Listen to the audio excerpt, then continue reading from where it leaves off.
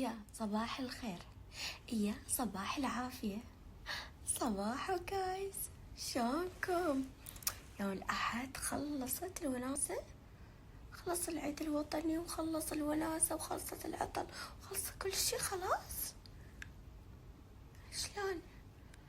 والله كان حلو هذا يعني ما أنا موجودة في قطر، وكان العيد الوطني وكم يوم يعني عطلة وناسة يعني شي جو حلو انه طبقوا العيد الوطني مع صادف مع الويكند.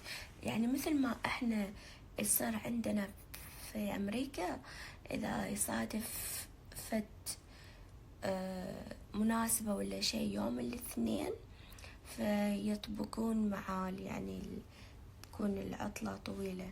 فهمتوا علي؟ لو أنا ما فهمت على نفسي. المهم والله الحمد لله كان حلو، الجو يخبل واحنا تونا يعني نهاية ديسمبر. تخيلوا يعني ما أعرف كيف الوضع راح يكون بشهر واحد، ما أعرف إذا راح أكون موجودة أو راجعة لأمريكا، ما أعرف. بس لهاي اللحظة الحمد لله، ألف الحمد لله وشكر إنه أنا مرتاحة في قطر.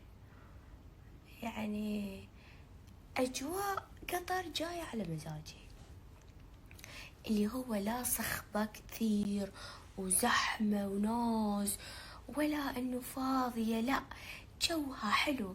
يعني أي واحد يريد المود مالته تجي، أي واحد يريد المود، يبي يجلس، يبي يستانس، يبي يروح ألعاب، يروح كل شي موجود.